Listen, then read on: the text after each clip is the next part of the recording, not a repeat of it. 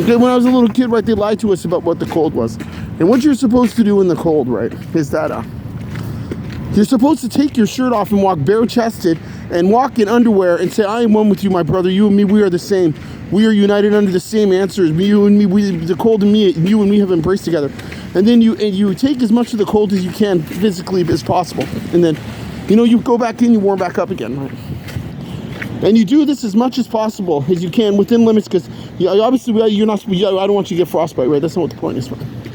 And then once you've done this over and over again enough times in the cold, right, then you will be able to go out in any weather, and the cold will not affect you anymore.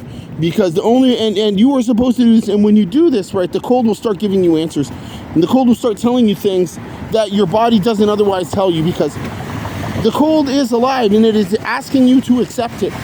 And unless you go outside with no clothes, and I mean walk outside naked in the cold, when it's snowing and ice everywhere, you go, I am one with you. We are the same people. We are united under the same common name as each other. We are brothers. We are family.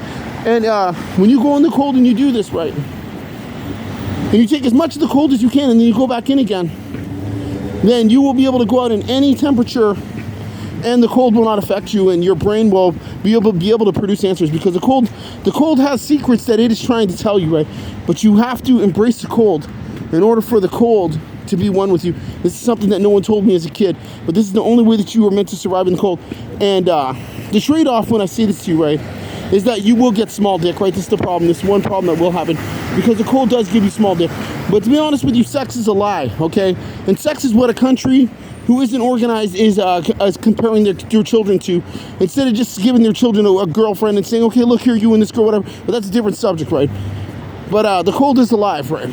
And you were supposed to go outside with no clothes on and walk naked in the cold for as long as you can, or wear underwear, because I don't want you to walk naked, and to embrace the cold the most as you can.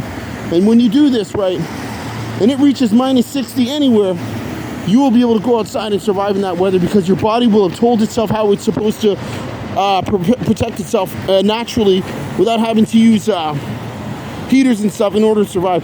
But what their trade-off is that when people touch you, right, your skin will be extremely cold. And but that's how you're supposed to survive in the cold. You're not supposed to wear a whole bunch of layers of clothes and say, oh look, I'm hot as possible. You're supposed to take your shirt off and go walk outside in underwear, just like the people who did the polar bear jump.